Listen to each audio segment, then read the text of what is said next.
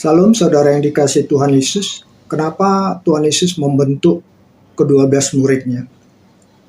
Membentuk murid itu adalah bentuk penyangkalan diri terhadap para murid itu. Karena apa? Karena mereka sedang belajar kepada kehidupan kekal itu, kehidupan surga, kepada gurunya yaitu Yesus. Maka otomatis dia menyangkali diri semua apa yang pernah didapatkannya, baik pengetahuan, baik pengalaman, dan lain-lain. Kalau kita lihat di dalam Filipi 3 ayat 7-8, ini apa yang dinyatakan Paulus. Ayat 7 dikatakan, tetapi apa yang dahulu merupakan keuntungan bagiku, sekarang kuanggap rugi karena Kristus. Di ayat 8 dikatakan, malahan segala sesuatu kuanggap rugi karena pengalaman akan Kristus Yesus. Jadi segala sesuatu yang dia punyai, ilmu-ilmunya, pengetahuannya, pengalamannya, dianggap rugi. Karena pengalaman akan Kristus Yesus, Tuhanku lebih mulia daripada semuanya itu. Jadi semua pengetahuannya, semua pengalamannya itu tidak ada apa-apanya dengan Tuhan Yesus.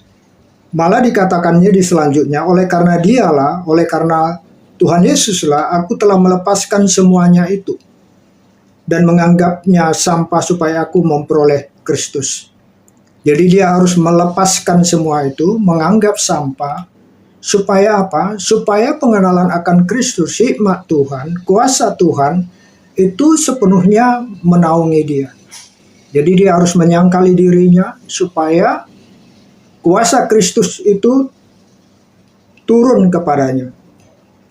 Kalau di dalam Yesaya 50 ayat 4 dikatakan, Tuhan telah memberikan kepadaku lidah seorang murid.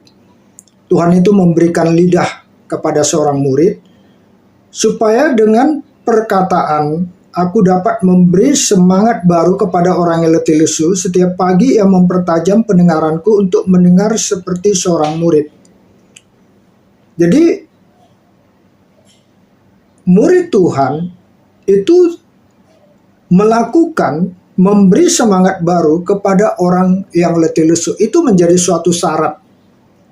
Kenapa dia bisa memberikan semangat baru kepada yang letih lesu? Karena dia sudah menyangkali diri. Sehingga hikmat Tuhan itu mengalir kepadanya. Itu dapat kita perhatikan di dalam Matius 11 ayat 25 dan 26. Ayat 25 dikatakan, pada waktu itu berkatalah Yesus, aku bersyukur kepadamu Bapa, Tuhan langit dan bumi, karena semuanya itu engkau sembunyikan bagi orang bijak dan orang pandai, tetapi engkau nyatakan kepada orang kecil. Semuanya hikmat-hikmat Tuhan, kuasa-kuasa Tuhan diberikan kepada orang yang mau menjadi kecil, menyangkali diri egonya menjadi kecil, ego Tuhan menjadi besar. Dan itu disembunyikan kepada orang bijak dan orang pandai. Seorang yang mau belajar murid Tuhan, tapi dia tidak mau menyangkali diri, maka dia tidak diberikan hikmat itu, sehingga dia tidak bisa memberi semangat baru kepada orang yang letih lesu. Karena solusinya Tuhan tidak kasih, karena dia tidak mau menyangkali diri supaya egonya kecil. Itu yang terjadi kepada Daniel dan teman-temannya ketika mereka diperhadapkan suatu masalah besar karena Raja Nebukadnezar itu hendak membunuh sebuah ahli nujum, orang-orang cerdik pandai, oleh karena dia bermimpi dan tidak satu orang pun bisa menyatakan makna mimpinya. Dan mereka menyangkali diri, mengadakan suatu waktu untuk menyembah kepada Tuhan, berseru kepada Tuhan untuk mengetahui apa mimpi yang dialami oleh raja dan apa yang solusinya, apa jawaban dari Tuhan untuk mimpi dari Raja Nebukadnezar itu. Kalau di ayat 26 dari Matius 11 dikatakan, ya Bapa itulah yang berkenan kepadamu. Jadi orang-orang yang menyangkali diri, itulah yang berkenan kepada Bapa itu. Itu sebabnya di dalam Lukas 12 ayat 32 dikatakan, janganlah takut hai kamu Kanaan kecil, karena Bapamu telah berkenan memberikan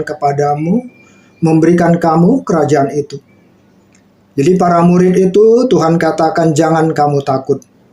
Hai kamu kawanan kecil, orang-orang yang sudah mengecilkan egonya, mengecilkan dirinya, egonya, sehingga ego Tuhan menjadi besar, menyangkali dirinya. Jadi kawanan kecil yang dimaksud Tuhan itu adalah mengecilkan ego, bukan jasmani yang Tuhan berbicara di sini, tetapi egonya, keakuannya menjadi kecil. Itu yang terjadi ketika para murid yang sebagian besar nelayan, mereka sedang di Danau Galilea, mereka dihantam angin badai yang sangat keras sehingga kapal mereka atau perahu mereka sedang mau tenggelam. Waktu itu Yesus tidur. Kenapa Yesus bisa tidur? Karena mereka sudah tidak mengandalkan Yesus lagi. Sehingga apa yang terjadi saudara? Mereka berteriak, memanggil Yesus, baru Yesus bangun. Mereka merasa sudah pengalaman sebagai nelayan. Karena Danau Galilea adalah tempat mereka setiap hari untuk mencari ikan. Dan mereka merasa sudah tahu, sehingga mereka tidak perlu lagi mengandalkan Yesus, sehingga Yesus tidur. Sesudah mereka sadar, mereka menyangkali diri, tidak mengandalkan lagi kekuatannya, tidak mengandalkan lagi pengalamannya, sehingga Yesus bangun dan danau itu sangat teduh sekali, saudara. Jadi itulah yang dialami oleh juga Paulus. Di dalam ada duri dalam daging yang merupakan utusan iblis, dia bersuruh 3 kali, di mana dikatakan dia 2 Korintus 12 ayat 8 sampai 9, tentang hal itu aku sudah 3 kali bersuruh kepada Tuhan supaya utusan iblis itu mundur daripadaku, tetapi jawab Tuhan kepadaku, cukuplah kasih karuniaku bagimu, sebab justru dalam kelemahanlah kuasaku menjadi sempurna. Sebab itu terlebih suka aku bermegah atas kelemahanku, supaya kuasa Kristus turun menaungi aku. Jadi Paulus harus menyangkali diri lagi.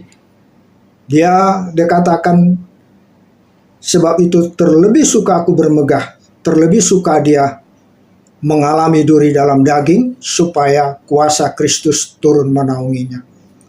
Menyangkali diri, walaupun dia hamba Tuhan yang boleh dikatakan terbaik, tetapi Tuhan izinkan ada duri dalam daging, supaya dia lebih lagi merendah di hadapan Tuhan, lebih lagi menyangkali diri.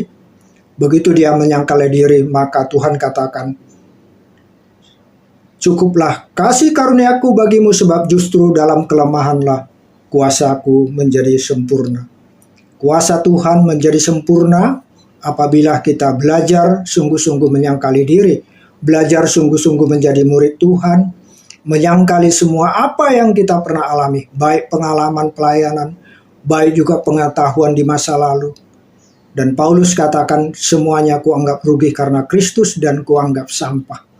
Dan kita harus merelakan semua supaya apa? Hikmat Tuhan. Karena orang-orang kecil lah yang berkenan kepada Bapa itu.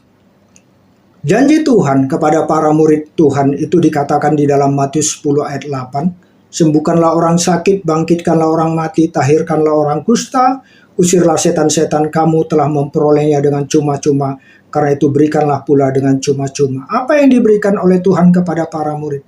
Kesehatan, kesembuhan. Diberikan dengan cuma-cuma, diberikan dengan gratis. Tuhan itu sangat baik, dan para muridnya betul-betul dilindunginya, diberikannya kesehatan, supaya bisa kemanapun melayani dengan kekuatan kesehatan yang diberikan oleh Tuhan. Dan mereka dituntut oleh Tuhan untuk memberikan kesehatan itu, kesembuhan itu dengan cuma-cuma. Jadi menjadi murid Tuhan itu adalah harus memang menyangkali diri ego kita, supaya kuasa Kristus turun menaungi kita, supaya hikmat-hikmat Tuhan turun menaungi kita. Karena Tuhan memberikan kepada orang-orang kecil yang mau mengecilkan egonya, bukan kepada orang-orang yang pintar, yang cerdik pandai, yang mengandalkan pikirannya, tapi sepenuhnya belajar mengandalkan pikiran Kristus, mengandalkan hikmat Tuhan, mengandalkan sepenuhnya kuasa Tuhan. Kiranya ini menjadi berkat penuh buat kita semua. Salam kasih persaudaraan, Salam.